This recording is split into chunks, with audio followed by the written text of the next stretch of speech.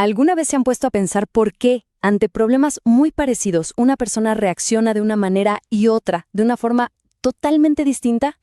Bueno, allá por 1913, Sigmund Freud se hizo una pregunta muy similar, una de las más importantes en psicopatología. ¿Qué es lo que determina que alguien desarrolle una neurosis específica y no otra? Hoy vamos a meternos de lleno en su respuesta. Esta es, como quien dice, la pregunta del millón. El gran enigma que Freud llamó el problema de la elección de neurosis. A ver, si ya sabemos que en el origen de una neurosis hay factores de herencia y también de experiencias de vida, ¿qué es exactamente lo que inclina la balanza? ¿Qué hace que una persona desarrolle histeria y otra, en cambio, una neurosis obsesiva? Ok, para darle sentido a todo esto, vamos a seguir el razonamiento de Freud paso a paso. Primero, vamos a explorar ese mapa del desarrollo que él propuso. Después, veremos dos mecanismos que son clave para entender las desviaciones en ese camino. Con eso en mente, vamos a comparar la histeria y la neurosis obsesiva. Y para terminar, veremos cómo estas mismas fuerzas no solo explican la enfermedad, sino que también moldean nuestro carácter. Muy bien, arranquemos el viaje. Para Freud, la clave de todo esto es entender que nuestra psique, y en particular nuestra energía sexual, la que él llamó libido, no es algo estático, para nada. Es algo que evoluciona, que hace un recorrido larguísimo y súper complejo desde que nacemos hasta que llegamos a la adultez. Pero claro, como en todo gran viaje pueden surgir imprevistos. El desarrollo no es una línea recta perfecta. A veces, una parte de esa energía vital, de esa libido, como que no sigue el ritmo del resto del grupo y se queda, digamos, estancada en una etapa anterior del camino. Y ojo, que este concepto es fundamental para entender todo lo que sigue. Y este vendría a ser el mapa de ese viaje. Todo arranca en el autoerotismo, esa fase en que el bebé descubre el placer en su propio cuerpo. De ahí se pasa al narcisismo, donde el yo se convierte en el gran objeto de amor. Y después llegamos a una fase que es crucial para entender las obsesiones, la organización pregenital, donde lo que domina son impulsos ligados al control, a la agresión, a la función anal. Finalmente, si todo sale bien, se llega a la organización genital, que es la madurez sexual ya enfocada en la relación con otras personas. Ahora que tenemos el mapa trazado, podemos entender los dos mecanismos que explican cómo estas interrupciones en el viaje terminan creando las predisposiciones neuróticas. Y estos son los famosos conceptos de fijación y regresión. Primero, hablemos de la fijación. Imaginen una expedición que va avanzando por una ruta. Si una parte del equipo se detiene en un campamento y decide quedarse ahí mientras el resto sigue adelante, ese campamento se convierte en un punto de referencia, ¿no? Bueno, eso es un lugar de fijación. Es básicamente un punto de debilidad en la estructura del desarrollo psíquico. Y luego entra en juego la regresión. Siguiendo con la misma idea, si el grupo principal que siguió avanzando se topa de frente con un obstáculo gigante, algo que no puede superar, ¿qué es lo más lógico que haga? Pues volver al último punto seguro que conoce, justo a ese campamento donde una parte de la expedición ya se había quedado. La regresión es justo eso, es el movimiento activo de volver a un punto de fijación anterior y casi siempre se dispara por alguna frustración o un problema en la vida adulta.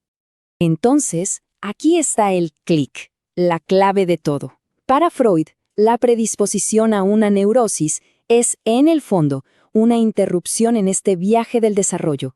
El tipo de neurosis que alguien podría desarrollar va a depender de en qué estación de este mapa exactamente se quedó anclada esa parte de su energía. Bueno, ahora sí, con estas herramientas en la mano, podemos volver al misterio original. ¿Qué es lo que diferencia la predisposición a la histeria de la que lleva a la neurosis obsesiva? Todo, absolutamente todo, se resume al lugar de la fijación y al mecanismo de la regresión. Aquí se ve la diferencia clarísima. Pensemos en la histeria. Según Freud, la fijación ocurre ya tarde, en la fase genital. El conflicto tiene que ver con la sexualidad adulta y, aunque hay represión, no hay un gran salto hacia atrás en el desarrollo. Ahora miremos la neurosis obsesiva. Aquí la historia es completamente diferente. El punto de fijación está mucho más atrás, en la etapa pregenital, la analsádica. Entonces, cuando aparece una frustración en la vida adulta, la energía no solo se reprime, sino que hace una regresión masiva a esa etapa infantil. Y el conflicto actual empieza a expresarse con el idioma de esa etapa. con ideas de control, de suciedad, de agresión. Y para demostrar esto, Freud se apoyó en un caso clínico que él consideraba, extraordinario. Lo describe como un documento bilingüe, algo así como una piedra roseta de las neurosis.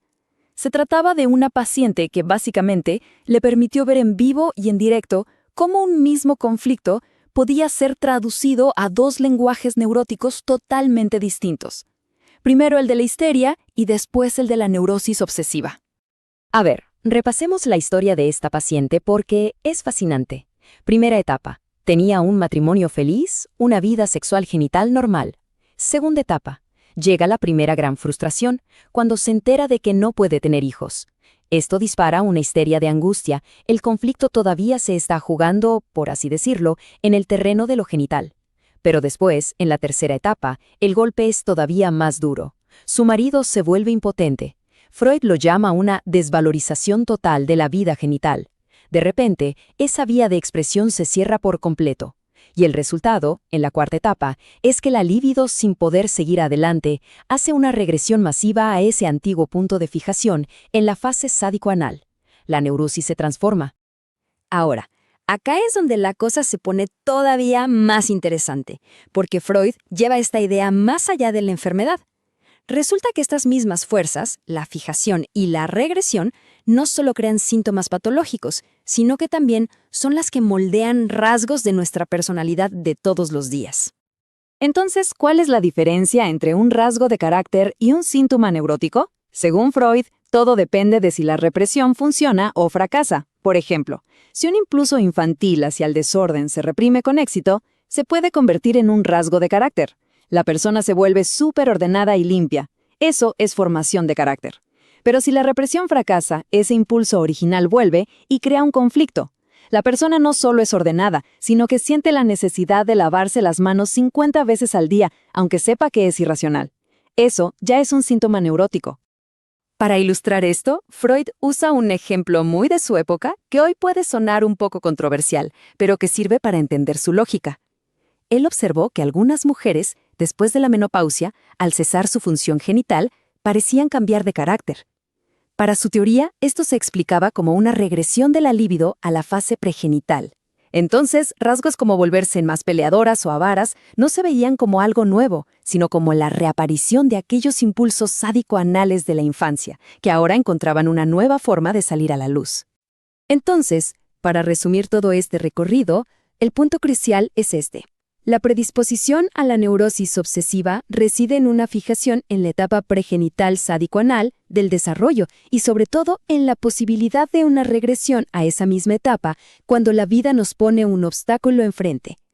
Esa es, en esencia, la respuesta de Freud al misterio de la elección de neurosis. Y claro, todo esto nos deja con una pregunta que es fascinante y que, la verdad, sigue resonando hasta hoy.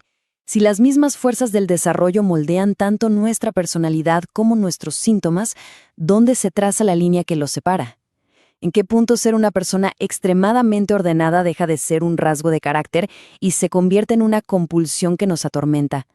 Esa es quizás una de las preguntas más importantes que nos deja este texto para seguir pensando.